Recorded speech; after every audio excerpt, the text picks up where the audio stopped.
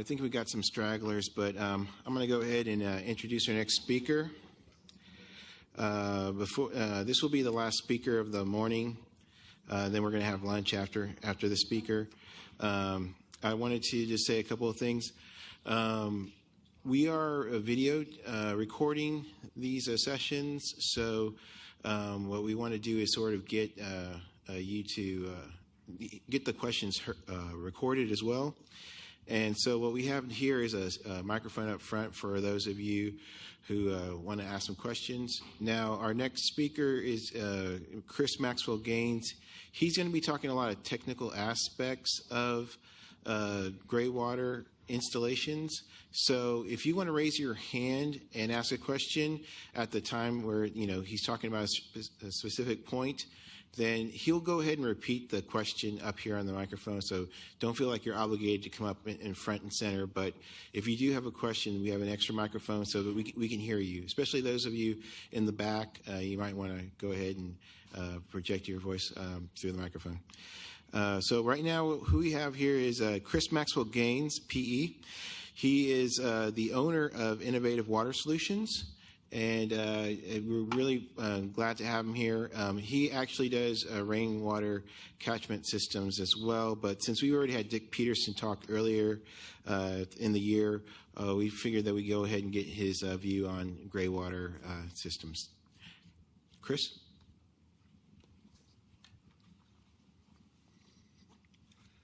All right. So is there supposed to be a...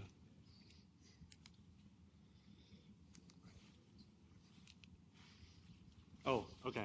I'm sorry. I'm trying to orientate myself. I'm thinking of the presentation should be here. So it's right there. Okay.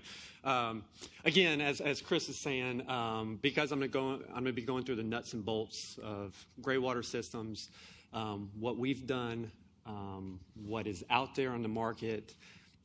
If you do have any questions, please, like you said, let's ask it, because I don't want you to go, oh, man, I got this question, and then have to wait until the end of the presentation, and then you forget it. And a lot of times the questions that you ask actually provides just as much education as the type of stuff that I'm saying. So please do that. If you do have any questions, just raise your hand. I want to talk, definitely about the system design and best management practices. You will see that Robert and I kind of spend some time together because there's going to be some overlap in our presentations about the topics, but that's good. It'll kind of hammer those topics in. And so real quick about my company, we started in 2004. After a stint in the Peace Corps where my business partner and I met, and we started this company to bring rainwater harvesting systems basically, to Austin.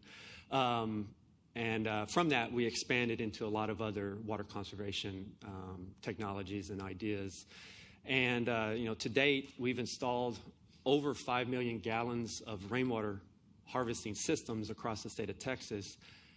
But we're nowhere near that with Graywater. And I point that out specifically because just to show you the infancy that the Graywater kind of industry and the Graywater market is in, even though there's a lot of discussion and everything that you as landscape designers, architects, irrigators starting to hear, we're in this little bubble, so this is, you may be hearing a lot for you, but the general public, Graywater, we have people who call up and say, hey, I want to start collecting rainwater to use for Graywater. And, you have to educate them about the terminology and stuff. And basically they're saying they want to collect rainwater to use it for irrigation use, and they're thinking outdoor use is Graywater use. So anyways, so there's a lot of education that still has to happen. And so, but as Robert kind of showed you, there's a lot of, these really regulatory challenges and things are changing. And then, next thing you know, a bill goes through, the legislature, and you're like, wow, didn't even know that was up there. So there's a lot of stuff changing, and it's kind of difficult to keep up with it, but I'm going to try to kind of point you in the right direction. So before we go any further, I want to clear up one thing. So I don't know if y'all have come across this, but I don't know. Maybe, again, because I'm in this bubble, right, of Graywater and spending so much time, I see this all the time, and I'm like, it's this way. And then you see it spelled this way. You see it 2 words, whatever. So anyway, so I spent about 15 minutes researching this to give you an answer of what is the best way. Google, when you type in Graywater with an A, it actually says, hey, don't you mean Graywater with an E? So actually, it wants you to say Graywater with an E. The UPC 2012 Chapter 16 code has it as 2 words. And in the Texas Administrative Code and the bills that you actually see go to the legislature, they see Graywater with an A as 1 word. So that's the way I'm going to use it. But just so y'all have the somewhat of a final answer for what is the best way for Graywater. So like I said, some of these slides are going to be some of the same information, but it all leads down to the nitty gritty.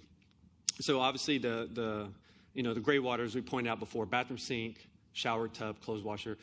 There is a distinction, like with a washing sink in your laundry room, that's Graywater, unless you're washing soiled diapers, right?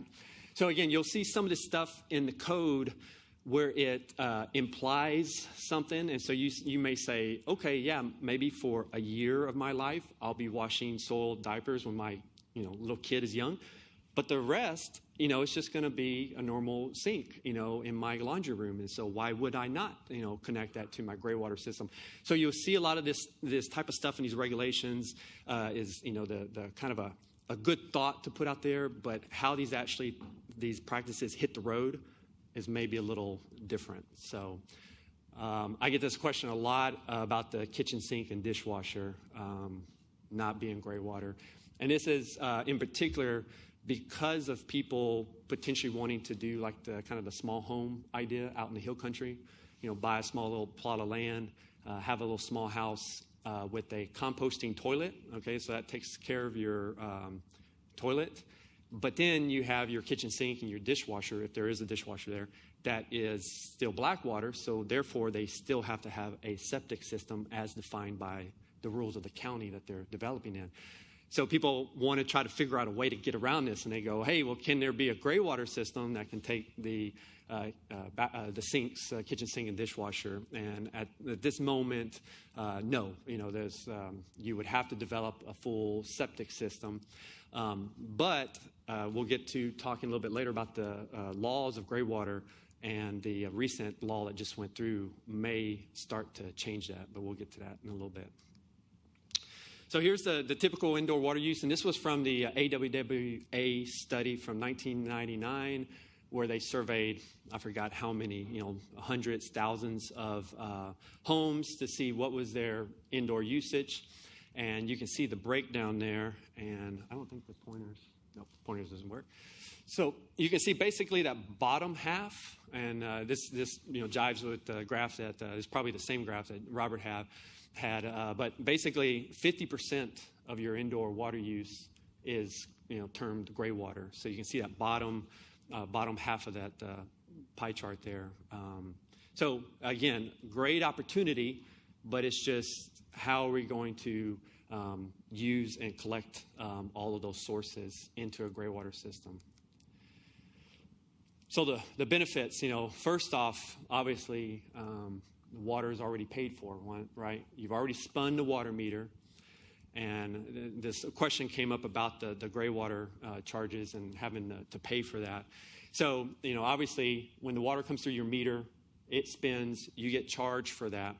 And so how familiar are people with the wastewater averaging? Somewhat, not at all. So I'll go real fast. So basically, City of Austin wastewater averaging period is 4 months in the wintertime, starting, I believe, mid-November, going on to, February, March, or whatever your billing cycle is.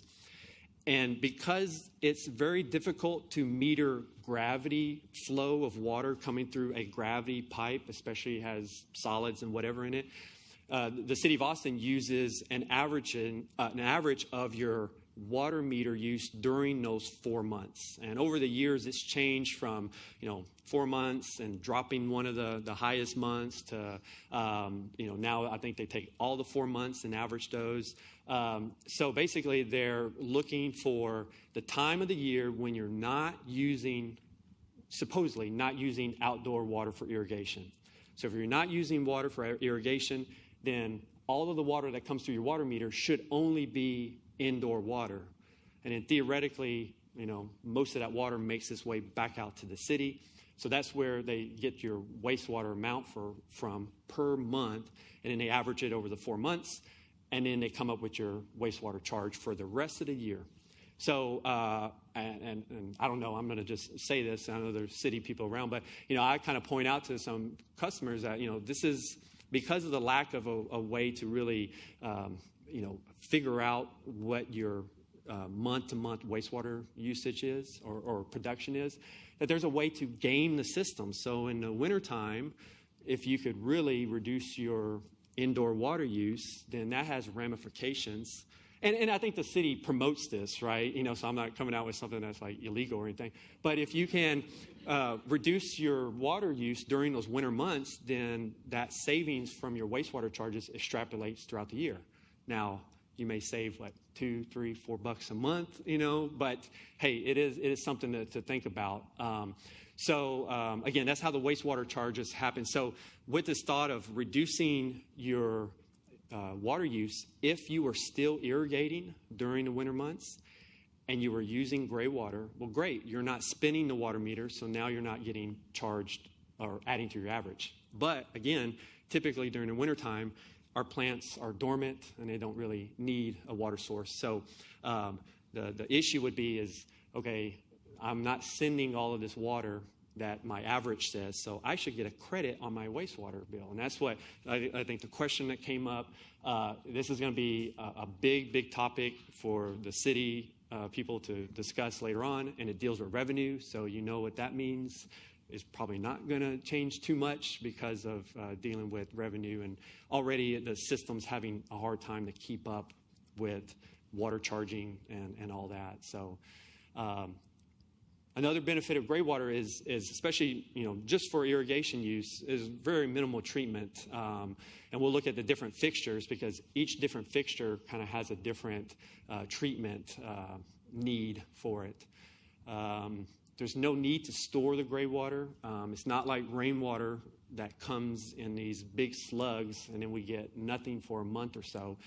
So there's no need to have a storage system of gray water because every day you're going to produce more gray water. And another benefit is that a gray water system can range from a very simple laundry to landscape to a very complex system. And so you can provide an opportunity for whatever the client may want and need with gray water. So the two basic gray water laws in Texas. First one is 2003. And like Robert said, gray water has always been legal, but it was just never officially put into regulations. And so cities and city departments were always, that one person that would come up every year back then, hey, I want to do gray water. And they would be like, it's not legal, right? Because, one person out of the whole year, let's not deal with it. And so it just kept going like this. I know in my house, I bought my house, North Central Austin, 2004. I had a pipe that just came out of the garage/laundry room that was just the washing machine effluent going out to the base of one of my pecan trees, right? And, researching it, obviously there was a grandfathering and I don't know when they put in this dishwasher many, many years ago. So I've taken that and kind of converted it to, kind of a test site for our gray water systems. But, obviously many, many homes have been doing gray water for a long time. And so the 2661 made it, I guess, codified it. And so then that went to TCQ to, go through all the steps to get it into the Texas Administrative Code. And then that went in around 2005. And that's when the TAC code was actually changed, was around 2005. And then here, just this last legislature, as you see, 1902, So actually, it says Graywater can be brought indoors to use for toilet flushing and urinal flushing, whereas up to this point, it was only outdoors. Now, again, this law is just passed, so obviously it has to go through all the channels, TCEQ, health department, all those various things, before it actually comes down to a city making a decision on an actual client who wants to bring Graywater indoors. I have some questions about the use of Graywater for toilet flushing, just because right now the law says that you can't store Graywater for over 24 hours. Well, say in the middle of the night you need to flush your toilet and your Graywater tank is empty because it's emptied. What's going to happen then? All that. So there's a lot of technical questions about all of these laws and regulations, which my company and myself, we've tried to overcome, but there's still a lot of these technical things that aren't really necessarily thought about when these laws are put out there. Obviously, if you have a very sophisticated Graywater system that can treat the water to a near potable standard and store it, and then, yeah, okay, great. Now you have that reservoir to use it for your toilet flushing. But again, it's something that a layperson may read this law and say, oh, great, okay, now let's call this person up and I want to use Graywater indoors. And it's like, hey, there's a lot more to this. And then what I alluded to earlier, the bill also allows adjustment in the size of the septic system on a lot if they're using a Graywater system as well. Because the way it has been is that if you're, a certain size house, 3 bedrooms, et cetera, you have to do a 1,500-gallon septic tank. Well, I'm going to do a Graywater system, so I'm reducing 50% of my load. Well, it doesn't matter, because what happens in the wintertime when you turn off your Graywater system, that septic tank still has to be able to treat the full load. So this bill, again, there's some questions about it, but it opens the door for this opportunity to reduce the septic system sizes. So here's the Texas Administrative Code specifics, and Robert brought this up. Basically, the no permit for 400 gallons. Again, you'd have to have a 8, 9, 10-person household to kind of get to that point. So it's really meant for, they don't want these commercial kind of systems to slip by, right? And so this kind of 400 gallons per day has come in. You can't hold on to it. Again, less than 24 hours. 100% diversion. You have to have a way to turn off the system and divert it back to the on-site septic system or to the sanitary, or the black water line, basically. No spray irrigation, no indoor use, but as I just talked about, maybe those changes from that law will make its way through. And then the system is clearly labeled. So those are the key points from the Texas Administrative Code. But as we've talked about, the whole thing of do you need a tank? And, the TAC code says, yes, I do need a tank. Okay, but then City of Austin, we're talking about laundry or landscape. And so, we don't need a tank for that. So, we're going to get into all those things. So the 2 types is, Robert, again, similar slides, gravity systems and then the pressurized systems. And the branch drain system, I have a little bit different definition than what Robert was bringing up, but you can apply that definition both on the supply side and then on the distribution side. So on the gravity system, again, the similar schematic showing a laundry to landscape, and this is actually theoretically a branched drain system as well. So typically a laundry or landscape, because of the lower amount of yield coming from the washing machine, you may only have one point of distribution, or you may have, say, a perforated pipe in a shrub bed, right? And so all this water is going to this kind of one area. And so that's the typical laundry or landscape, just because you don't have a lot of water to use and you can't stretch it that far. And this, kind of shows you can take that further and branch that drain system out to these various outputs there. So here's the laundry landscape typical setup. So, you have the washing machine hose plugging in, a 3-way valve, and then hose pipe that goes back to the original effluent discharge, and then your new pipe that goes down or out the wall, however you get it outside the house. And We get a lot of calls from people investigating Graywater, and the first question is, are you building a house? No. Obviously, building a house, everything is fair game. We can do whatever we can because all the plumbing can be put in. If they say, no, I already have a house, then the next question is it slab or pier and beam? If it's slab, then I say probably 95% you're not going to be able to do a Graywater system without a lot of money because it takes reconfiguring the drainage system, the piping system in the slab. But if they have a washing machine that's on an exterior wall, then bam, they're a perfect candidate for a laundry to landscape system. So we just turn the discussion away from even trying to do anything else because it's just not feasible at all. But then if they say, hey, I'm on a pier and beam, great. We've done that several times where we've gone in and retrofitted the pipes in the pier and beam and created a full Graywater system for collecting from the whole house. And you'll see these little kits online. I think a couple websites have these little kits that you can buy that has all these components and pieces. So it makes it easy for the homeowners. And that's what Robert was saying about, the inexpensive nature of the laundry and landscape. And this being a homestead or a homeowner and homestead permit, they would be required, to put this all together. So here's a picture of a outlet, I guess, of a Graywater system. And so you can call this an outlet. You can call this a mulch basin. But basically, the water could be coming out from the single laundry to landscape connection and going right to a place like this, right? Is this too small? You're going to have too much water going there? That's a great question. Depends on your washing machine, right? So, there's all these questions that come up, and every house is very specific. And we're going to get into the uphill and downhill, all these things that come up because of a gravity versus pressurized system.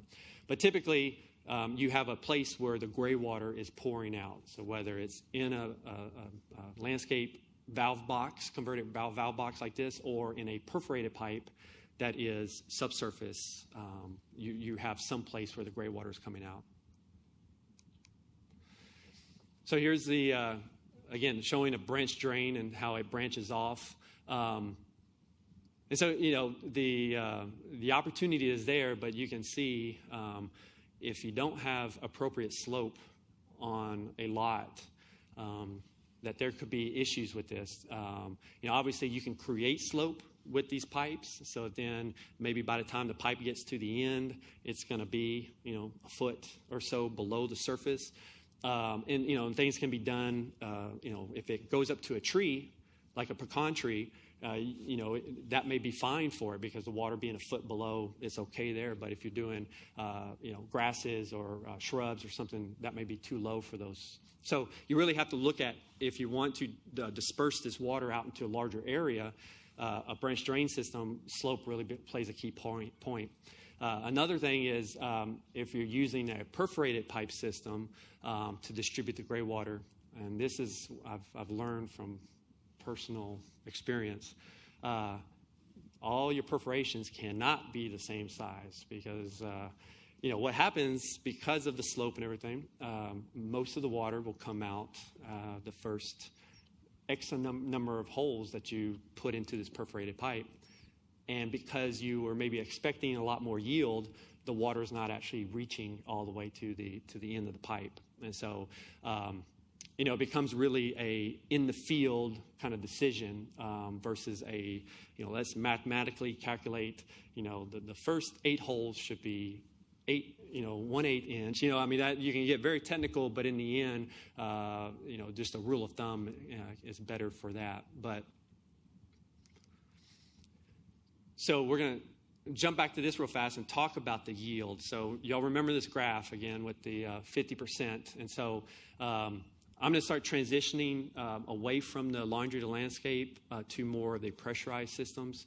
It is my belief that pressurized systems, even though you do have more regulatory requirements and needs, they provide the most efficiency and effectiveness of distributing the gray water into your landscaping.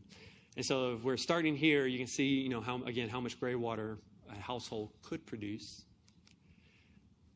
So let's just, extrapolate this out. So, a family of 4, and say they're a, somewhat conservative household. And obviously, if people are investigating gray water, they're probably on this tract of already saving water. So, let's drop it from that 70 gallons per capita per day down to 50, and then assume that 50%.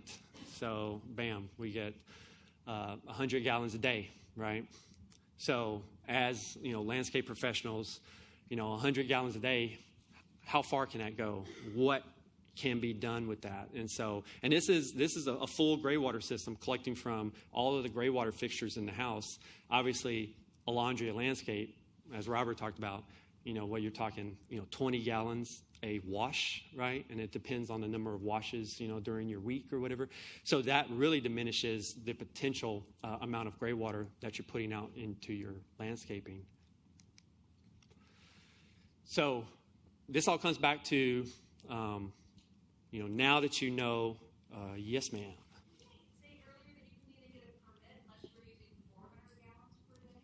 No. That was a permit at TCEQ. If you're doing anything less than 400 gallons a day, you do not need a permit from TCEQ. Yeah. So. Yeah, City of Austin. Yeah. Back in the old days when it wasn't regulated, it was kind of, I don't know, get an RPZ permit if you're doing a pump, but it wasn't a gray water permit. Now that's changed, which is great for all of us, I think. Correct. So from the City of Austin now, you will need a permit, but that the figures that we're talking about in the Texas Administrative Code, that is only pertaining to actual permits from TCEQ and not permits from the city or a municipality. Yes, sir. Could you go 2 slides back? It looks like you're using black corrugated pipe, possibly. Or it's not reclaimed water, so it would be purple. It's not potable water, so it's not quite. So the question is on the use of the pipe in the gray water system, what color should it be, essentially? And so reading the letter of the law, purple pipe, again, is to denote reclaimed water, which, has theoretically a chlorine residual. But because there's not another color, they just took this color and said, hey, we're going to use it for gray water and auxiliary water as well. And so that, I know, has changed over the years in the plumbing code. But I think when you read it, it's talking about pressurized piping systems. So coming out from a pump, the pipe would need to be purple if it's gray water or if it's rainwater. That's not all rainwater. So a distribution pipe in a yard like this, I guess letter of law does not need to be purple, because the thought of it is you want to protect against someone else coming with another pressurized pipe and wanting to connect to this pipe.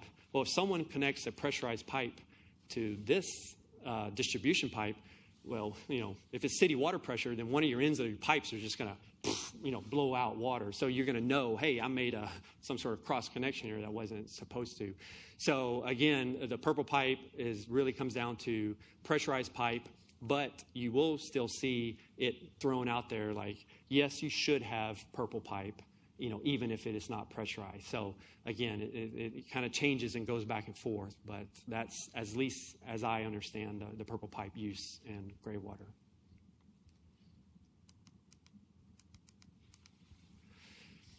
So now getting into the distribution and efficiency of gray water. So right now you can go online and you can find, probably up to 10 million DIY gray water websites and ideas and things to do.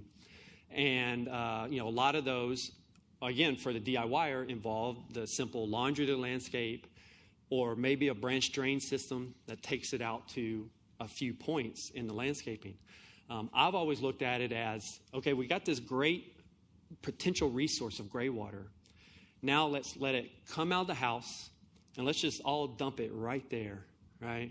And one spot, I would think that over time, obviously, if you don't have plants to uptake that those soils can be impacted pretty quickly to where plants may not be able to survive. And so that's where then the branch drain idea kind of came up. Well, now let's distribute it out, okay? Well, that's still the same idea of let's put it out to, 3 places, 4 places, right?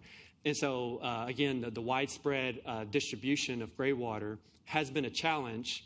And so that's where, and that's because everyone functions off the idea of it being a gravity system versus a pumped and pressurized system.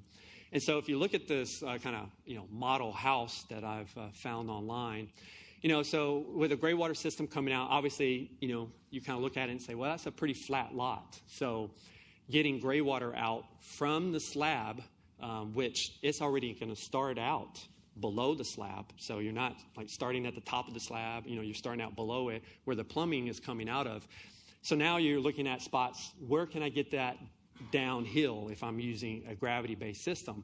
And so, yeah, maybe you can't get it downhill, but you can get it out to, again, like we talked about, by the time it reaches its endpoint, it's maybe a foot below or so. And you can do a mulch basin or do some sort of landscape box so that that outlet down there is still accessible.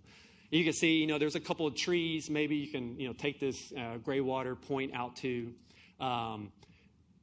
something that I think is going to be a real benefit in using Graywater is our soil moisture issues that we have here in Central Texas. And so now if you look, you got this shrub bed, right, going on the front of this house. And typically most houses, or a lot of houses, have shrubs kind of all around the house. And so if you want to start thinking about Graywater, distributing it as much as you can around the house so that you're not only providing water for some of these shrub beds in areas, but you're also providing water for the soil in order to stay as pretty even throughout the year. Because that's what happens is when it dries out, the soil shrink and then houses sink down, cracks start to develop in your drywall.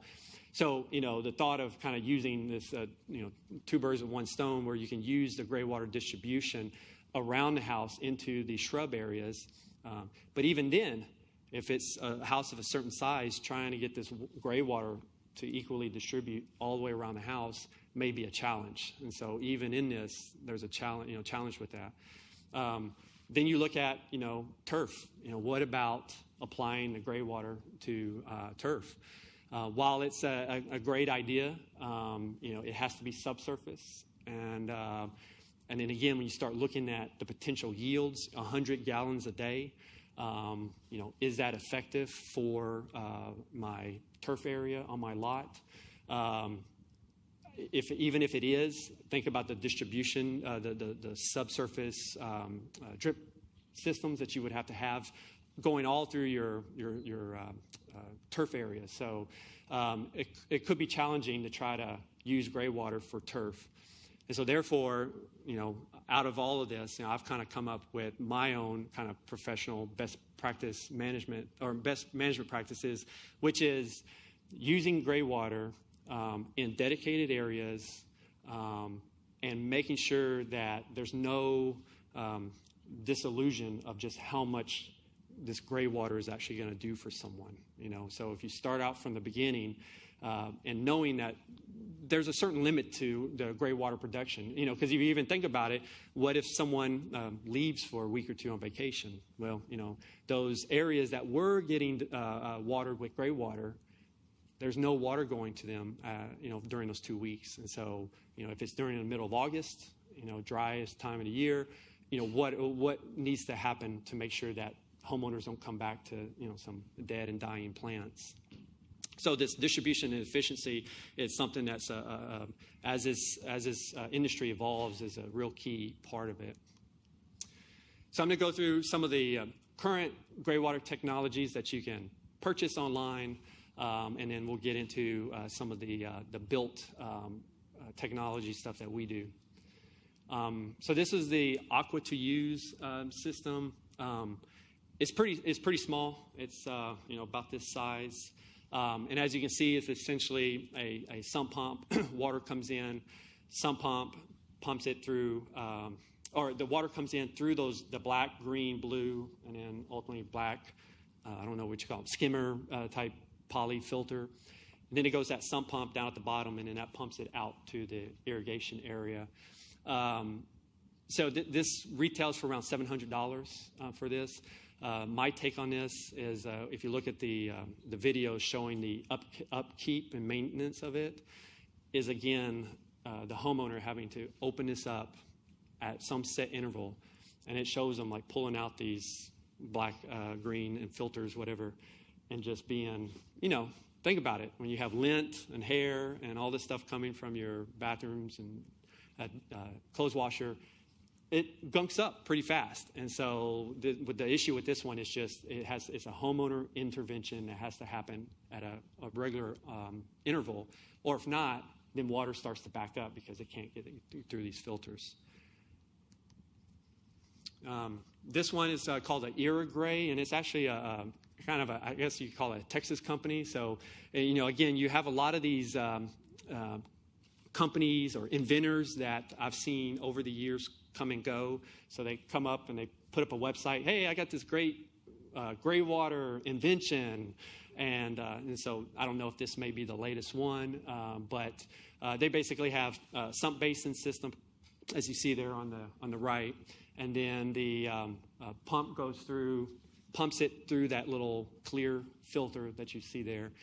And then it has basically an actuated valve that turns it so that it can wash potable water backwards through that filter. And then the bottom of the filter opens up, and all the lint and hair and all that supposedly flows out the bottom. So it's a automated system, has this sophisticated control panel. Retail, it's between $4,000 to $5,000 for the system. And you can see as we go the escalation of these prices in a minute this way. So, obviously, there's some potential, and the idea of the automation is something that's better than the aqua to use. And then this one also being able to accept water from, all your gray water fixtures, whereas the aqua to use is pretty much you have your pipe coming out of your laundry from the laundry room, and you set this container at the outside of your house, and then the laundry water goes into that, and then it filters it. So with this, at least, it has some automation of the cleaning process, so it makes it a little bit more hands-off than the other systems. And again, I alluded to the DIYer. I've seen this so many times where people talk about, sand filter basins and everything, and make up your own. You buy one of those totes, and then you put a perforated pipe in the bottom and fill it with, pea gravel and sand and all that stuff. And again, when you watch some of these YouTube videos, people opening these things up and basically, having to scrape off the top of the stuff that gets filtered out, right? For me, being a civil engineer, wastewater stuff, that's nothing, right? It's fun almost. But for 99% of homeowners, if you go, hey, yeah, and every month you need to open this up and kind of wipe this off and throw it away, the market is not really at that DIY level. And so, again, these systems come up, these inventors go, hey, I got a thought on this, let me create something. And so that's where these automated systems start to come in. If you do search Graywater systems, you will find a lot of Australian systems and companies that have their own little version of a Graywater system, whether it be somewhat automated or fully automated. There are a good number of Australian Graywater systems on the market. So just when you're looking at these things, just realize that may be a product that we can't even access here in the United States. Another one, this is the Flow Tender product. I don't know what that name is about, Flow Tender. So basically, as you see there in the picture, it has this filter, stainless steel filter, where the gray water comes into it, the gray water squishes out of it, all the lint and hair and everything gets caught in that filter basket. And then again, the homeowner has to go and clean the filter basket out ever so often. And again, watching the videos, you see them pulling this out and then turning. right, in their landscaping and in their grass, dumping out, all this, lint and everything right there, right into their landscaping, and they put it back. Oh, look, it's nice and simple, right? So, but again, this is trying to filter it, and which is, what you need before it goes into an irrigation distribution system. But again, the manual nature of it. And this one, they have varying sizes, and then they have systems where you can have the treatment unit, and then you can have a sump basin, so you don't have to bury this whole thing. You can just have a small sump basin, and that pumps it up into a larger treatment unit. This ranges from, I think, $3,500 up to $9,000, depending on the size of this particular system from this company out of California. And speaking of California, you're seeing a lot of Graywater talk and everything happening in California, definitely because of the drought. Their back is against the wall. So now when the back is against the wall, everything's on the table. Yes, let's do Graywater, let's do this. And you're starting to see a lot of companies and whatnot coming into the California market with Graywater technologies. And one of them is the Nexus E-Water, which is kind of the biggest player in the Australian market. They've gotten millions of dollars in seed money and all that type of stuff. And I put this picture in here because, look at this system. This is high class. This is major stuff, and it should be, because this system actually treats water up to. I guess they call it near potable because they can't call it potable, but essentially it's potable water that they're treating it up to. The going cost for one of these systems is between $10,000 to $15,000. So again, I could see if there is a certain client, a certain household that may desire this and have the means, then obviously there's opportunities of technology out there. But for the mainstream, this is definitely not anywhere near that. The question is, could you use these for commercial? And yes, I think a lot of their big push is commercial, for at least for this company and a couple of other companies out there. They're trying to hit that commercial market first, because obviously if they can get these things specified into specifications and plans, it's easy, for them to get in there versus a residential build. There's typically not a spec book or any of that type of stuff. So yeah, you're seeing, especially in California, a lot of commercial Graywater stuff coming out. And I know this company paired up with a home builder, one of the kind of tract home builders, to do this subdivision, and they were calling it the Net Zero subdivision.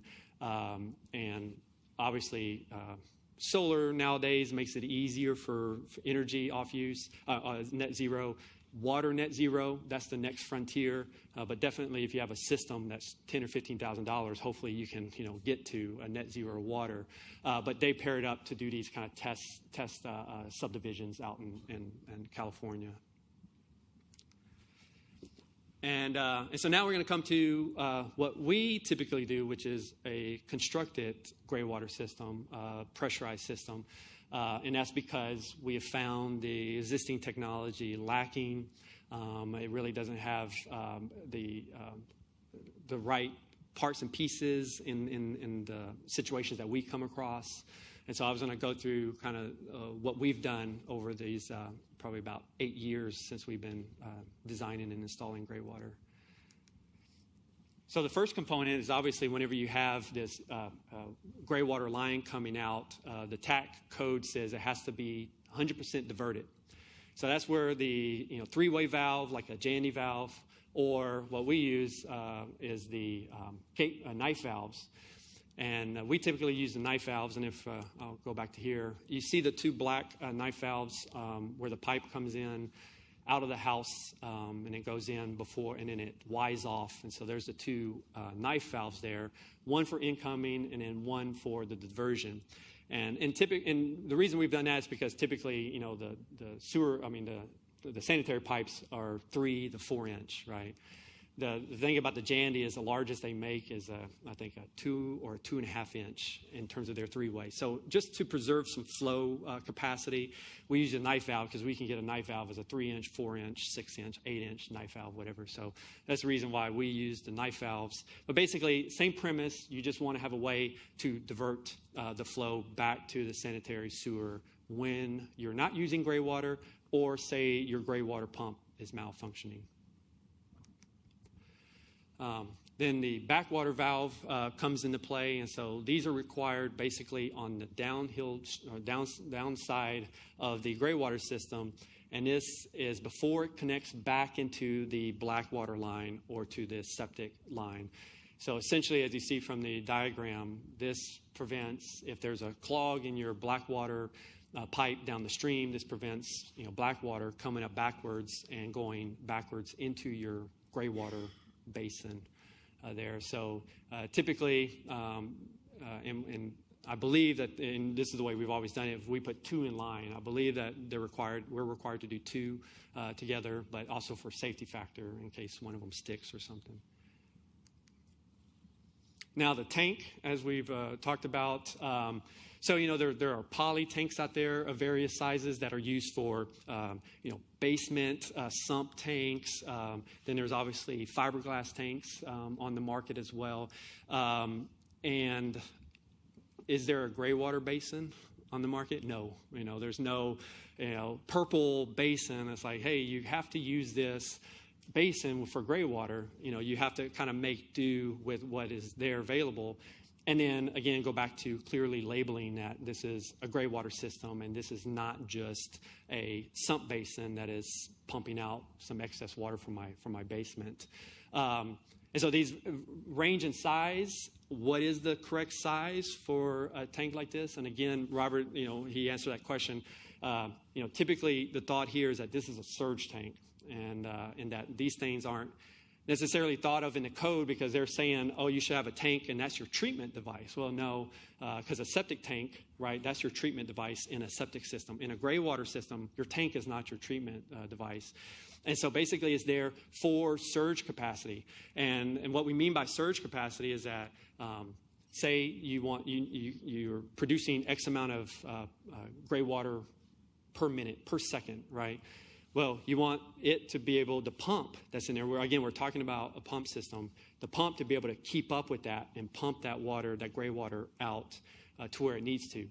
And then, we also size kind of our basins to provide some opportunity for the water to hold there a little bit. Because if you think of like a hot water wash or a hot shower, a warm shower that you may take, and you have that gray water going, do you want that hot water immediately going right over to your roots of your plants? And so we kind of provide some capacity in the surge tank to allow for the cooling of the gray water before it gets dosed out. So how big, it's really a question mark, but hopefully as we go forward, the questions about, when is it needed in the code and all that, hopefully those things will start to get ironed out. So it provides a clearer answer for everyone. Then obviously you have the sump pump or effluent pump, and the main thing here is you want to make sure that the pump system has an ability to move some sort of solids, right? Nothing major, nothing big, but you don't want a quote-unquote sump pump that's meant just to move some clear water like from a basement, because if you do have the lint and hair and that type of stuff coming into it, you want the pump to be able to move it along. And so, and then you have to look at pump capacities. And so, typically a sump pump, it's starting down at like a 4/10 horsepower, and then you got a 1/3 horsepower, and then 1/2 and all that. So then you get into the calculations of, well, how far am I distributing my gray water, and am I going uphill, right? So that's where then you get into the calculations of the horsepower of the pump. But typically, a nice rule of thumb, if you can stick with a 1/3 horse to a 1/2 horsepower, most of the time you're going to be able to get that gray water out to where you need it to get to. And again, the pressurized system is hopefully showing you that now that you got this gray water that's pressurized, now you can do you can put it anywhere on your lot, basically. And you're not dependent on gravity. You're not dependent on, well, this can only flow to my front yard because it's downhill. Now, with this pump system, you have the opportunity to get it out to a larger area in your yard and increase the efficiency and the use of the Graywater. So then there's, just like the other commercial ones that I showed you, they have some sort of filter element on there. And so then we definitely have to have a filter element on there. And so we, sometimes employ the sand filter, typical pool sand filter. And the best thing with this is that, I don't know if you see that little lever sticking out off of the multi-port valve on the side there. That's an easy opportunity for a homeowner to maintain their Graywater filter system without them having to open up a container, scoop off the lint and hair. This can all be done, by them turning that little tab on that multi-port and then backwashing the system that way. And so another idea for, especially, I'm thinking that this is, one of those items that are left off of the laundry to landscape because, just from personal experience of dealing with all of my laundry water over the years, there's lots of lint, lots and lots of lint. And so when you start thinking about distributing out this lint-filled Graywater out to either mulch basins or to perforated pipe that's subsurface, you can see over time, these things are going to start to get clogged up with lint. So, the picture on the right is called the septic saver, I think. But it's basically a poly mesh sock filter. And so you just route your clothes washer discharge into that. It filters it. It's clear. You can see whenever the bag is filling up. You unscrew it, you pull it out, clean that bag. And so, doing something simple as this, adding it to a laundry or landscape system, you can keep that lint from going out into your distribution system and really causing something. You don't think about this stuff when you put the system in. You think, wow, it's new, it's great. Year, 2, 3, excuse me. Then stuff starts to back up. And so, there's some issues with that. Excuse me. So the filter system really, is a key part in the Graywater system.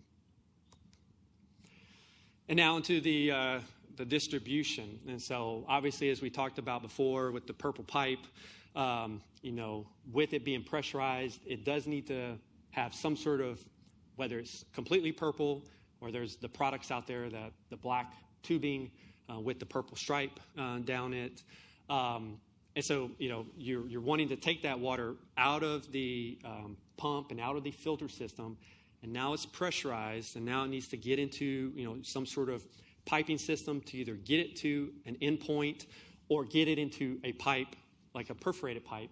And again, this goes back to the, hand drilling, because again, you can't go and buy the perforated pipe that's perfect for Graywater distribution. Sure, you can find 4-inch French drain pipe that has large, big holes in it, but that's not you're not gonna want to bury 4-inch pipe for landscape distribution. And so then you start thinking about, okay, I just want to distribute this Graywater out, and so then you're perforating this tubing, or you're perforating the tubing and putting the little emitter nozzles off of that. Obviously, that should be probably in a landscape box, a little basin, whatever, so it's subsurface. But in the end, if something like this happens, it's not the end of the world. And I'm speaking about the water kind of dribbling out of that drip emitter at the end there. But I do want to point out that the typical drip system, as you see in the bottom right with the red X on it, if inside those drip emitters is they essentially have a filter where the water goes through it, and that's why it bumps out. You see that little bump out because it's typically a little filter element in there. That even with a sophisticated filter, sand filter, whatever it may be, there's still going to be this material that could potentially get through your filter. And then what happens is, especially if you do a subsurface underneath your turf grass, and say it works great for the first couple years, but then when all that little bit of lint that gets through starts to slowly clog up all those emitters, then the grass starts to die, And it's like, hey, I'm using Graywater, right? Well, it's not getting out at the rate that it needs to. In addition, having a small drip emitter and those type of things clog up can put a lot of back pressure onto that sump pump. And so by doing that, it has opportunities for that sump pump to overheat, to kind of swell the pipes coming into it. So there's a lot of opportunity for maintenance issues. And so I just try to steer clear of the actual drip emitter products that are out there. It's great for city water, great potentially for rainwater if you have a filter unit before that, but Graywater, just because of the potential of the lint and debris in that, it makes it for kind of a challenging journey with Graywater. And then obviously with a pump system, as Robert said, the RPZ is required. And, this is one thing that baffles most clients, I guess, even on the rainwater side, whenever they say, hey, I want to do a rainwater system and install it to an irrigation system or tie it to my existing irrigation system. And we say, great, okay, boom, boom, boom. And, just to let you know, you're going to have this RPZ that's 12 inches out of your, the ground, right behind your water meter at the front of your house. Whoa, but I'm not connecting any of this to my potable system. Yes, we understand that, but again, it's that potential for cross-connection because now you're going to have a pressurized auxiliary water on your site. So if, say, you sold a house and then someone bought it and then had a plumber come in and make some changes, well, if they accidentally did something that was not correct, then that's where the potential for cross-connection comes up. Therefore, the city wants to ensure that they're protecting the city water main. And so even if you're making no connection, if you're anywhere close to a municipal potable water line, as long as you have that pressurized system, you need the RPZ. And I think, Robert, like technically right on the TCEQ, when you read the letter of the law, like even if you had like a rain barrel, right? Like theoretically, letter of the law, if you had a rain barrel just with a hose bib, they require a backflow prevention device on the property because of the potential. And I think the city over the years has kind of said, well, that's the risk in that is extremely, extremely low. So, we're not overlooking. We know about it, but, there's other things. So, but again, this is something that would be required on a pressurized Graywater system. Because you can extrapolate it and say, well, when does it turn Graywater and when is it not? So my clothes washer, they have a pump. So is that a pump that's pumping Graywater? Right? There's these kind of lines and that these laws kind of, they make a good effort, but then there's, these other little ideas that come up. So obviously you wouldn't want every house to be required to have an RPZ just because they have a washing machine, right? That would be crazy. So let's just take that a little bit further and say, well, is it crazy to have one when it's just going to be rainwater pressurized, So there's all these questions going forward, but there is a definitely need for protection of public health with all of this. System labeling, and so there are provisions in the plumbing code that dictate, what the label should say and what color the background should be and all that type of stuff. And so this is typically, what is required, the yellow background, the black letters. So, you would have to have some sort of labeling. Where, probably buy any hose bibs, buy any outlet points on the Graywater tank. There's no really clear specifications about where exactly labels should be, but it just says, the system is clearly labeled. Yep. So I know everyone's probably thinking about the whole detergents and plant health and all that stuff. And I've, over the years, every single study and article, whatever, I PDF it and I keep it. I have this big treasure trove of Graywater articles. And so I've gone through that. And the issue is that a lot of these studies are very, hey, I'm doing a study about, my backyard, or I'm doing a study of these two households or something, a very limited study, most of these Graywater studies, and they're looking at a very short time frame. And so it doesn't answer that question, well, what about Graywater 5 years from now, and what does that do? So I've highlighted two studies that I think are, two of the most comprehensive because it's a multi-year study and because it does look at a larger kind of distribution of graywater and not just, one specific site. And so the first one from the was it World Environment Research Foundation, began in 2008, right? So a long time ago. And I think they've had a couple phases on this study. But basically, what's come out of all of this is that, most landscape plants are healthy under long-term graywater irrigation. They do point out a few species here or there. And again, you'll find these in these other studies because maybe someone was testing the graywater effect on that one particular plant. But then, as it was shown here, is that even after 5 years, that the sodium increase wasn't high enough in the soils to really cause any soil quality or plant health issues. Again, I think they did see definitely the surfactants and the antimicrobial buildup. But in terms of the sodium, which has a direct effect on plant health, they did not see really a huge increase. Yes, Elizabeth? Yeah, isn't that a big problem with city waters? It has a lot of salts in it or something? I was told that that's one of the reasons why plants sometimes, like after rain, plants look so much better because it doesn't have... So the question is, the question about city water and having a large amount of salt in it, which would affect plant health.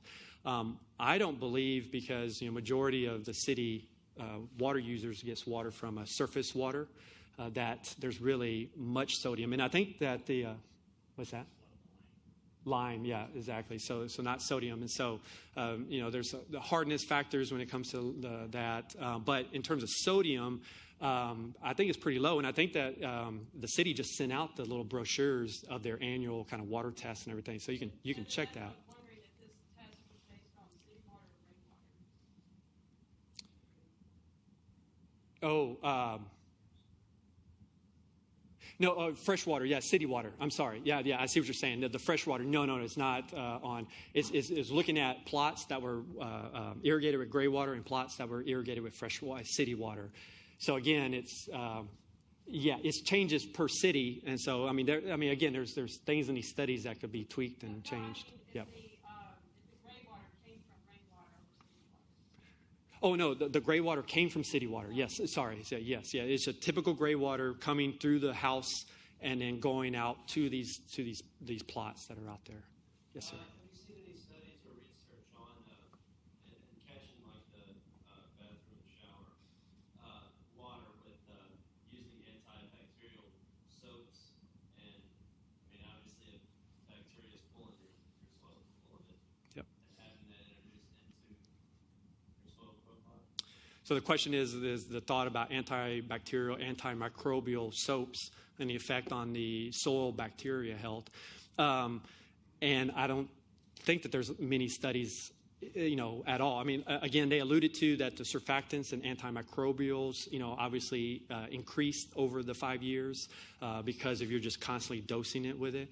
But in terms of quantifying that and the effect on the soil bacteria, it's still a question that's out there.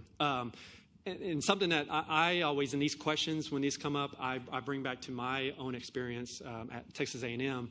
I worked with a professor, and we did a study on riverbank soils and their effect after, say, an oil spill.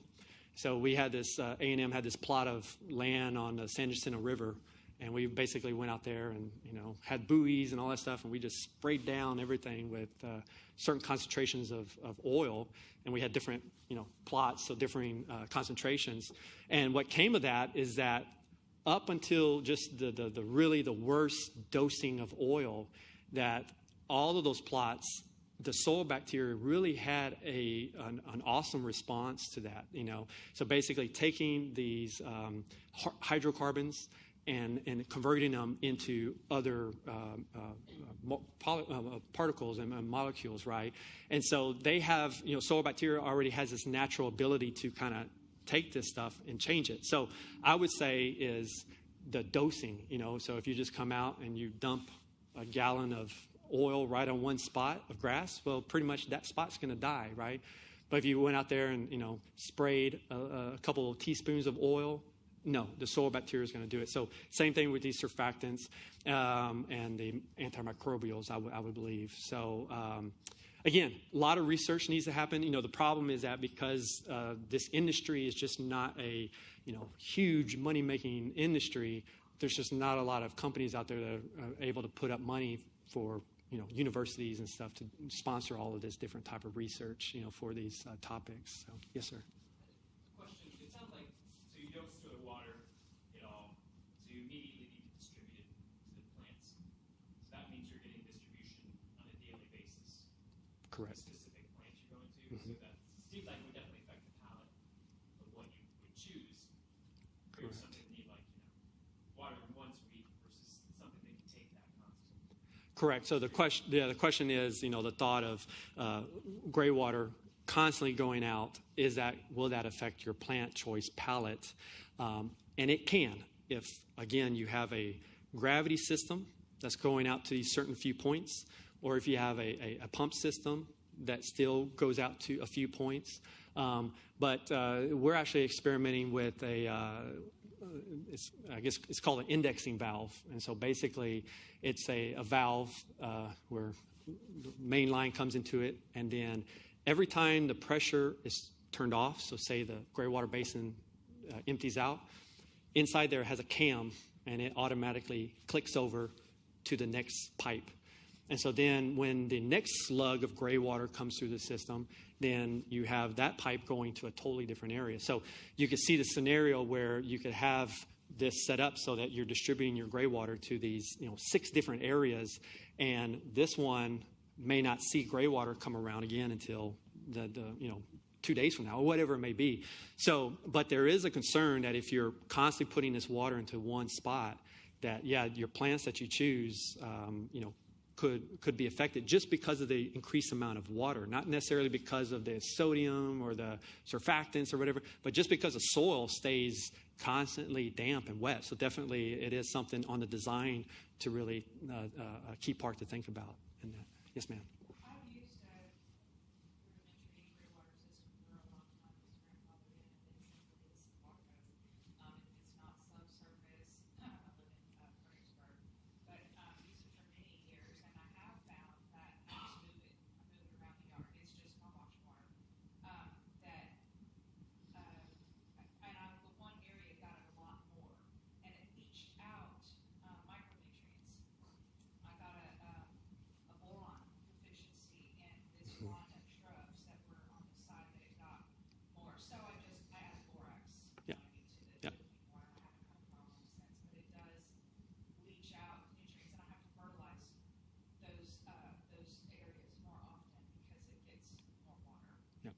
So she basically found that in her own use of Graywater that she found that the micronutrients were getting leached out and becoming deficient. And so that goes back to my case about trying to distribute Graywater over a larger area than just trying to pinpoint it to one area. Obviously, that's there's a big budget difference between a laundry landscape and a pressurized system. But these are all these questions that my company, myself, been wrestling with for a lot of years and trying to figure out what is the best way. And you pointed out you're in Fredericksburg. It's funny. So I'm in Austin, and so that's my system. So I have this sump, basin, pump, sand filter. And it goes to perforated tubing that is on my surface. And every week I move it around my backyard. And my backyard, in the 11 years that we've owned the house, phenomenal. Never had to water a drop of city water. And, when you're driving in the hill country or wherever and you see that green patch of grass, you're like, hey, that's the septic field, right? So my backyard is kind of, it constantly gets this distribution. Yes, I have a sand filter. I have that whole, like I've described our system, and I move it around, and so I've found no ill effect, and I've made sure that my wife is a massage therapist, washes a lot of her sheets and everything, that we stayed on a conventional cheer, those type, because I wanted to use my backyard as an experiment station, right? And again, no ill effect, and we use bleach. I mean, again, I haven't gone out and actually done soil, tests around my yard. You did? Okay. Normally, if I use bleach water, I'll just kind of let it go on the sidewalk area. Got it. Okay. And obviously, concentration comes into play. So, we probably don't do as much. Chlorine is probably what the manufacturer wants you to use, right, for their clothes. But just to show my own personal anecdote of using this for, again, 11 years in my backyard. My front yard will be dead as a doornail in the middle of the summer, but my backyard will be tall, green, St. Augustine grass, just perfect back there. So, again, just personal anecdote of using Graywater on a lot here in Austin. Yes, ma'am. Edible plants, yeah, good question. I need to remember to put that into my presentation. So the kind of the thought is that if it's a vegetable that's above ground, that it will probably be okay as long as you do switch to a different type of a more biodegradable soap, right? And I'm even reading now, even some of the so-called biodegradable, biocompatible, whatever, even those soaps linger around a lot more than what would be led on to believe. So, again, it's like there's not a silver bullet, but if you're changing your soaps so you're using more biodegradable and the fruit is above the plant, off the plant, then it could be okay because the plant has to uptake the Graywater and then convert it and all the particles and nutrients.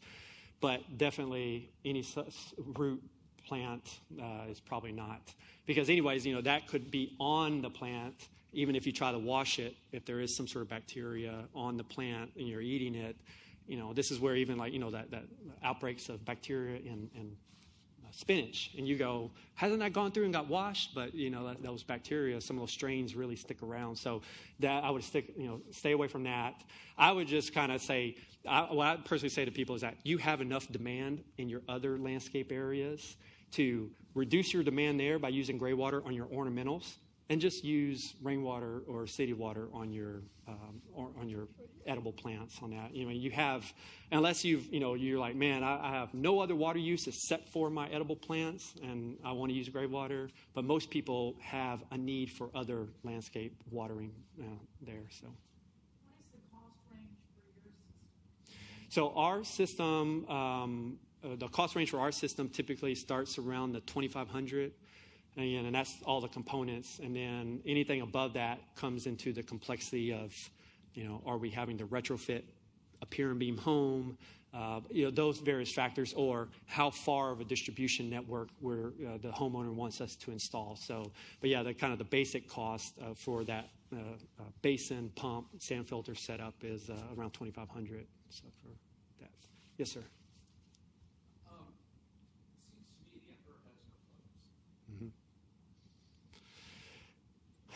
Yeah, I mean, it's things are. 5,200 gallons for a house of 4 people. Mm-hmm. I mean, the washrooms, the landscape is great. The rest of it, there's no, yearly RPC inspections. You have to pay for that. You have to set up your city of Austin inspector to come out. The cost of all this and the ongoing. For a city of Austin residential, it makes absolutely no sense. And then I'll add one other thing that we don't talk about, but in California, the water is brought in from the mountains to the cities, which are basically on the coast. And so the sewage water goes basically right out into the ocean. Here, I paddle the Colorado River. And during the summer, we are basically paddling on treated Excellent. Mm-hmm. and no problem with that.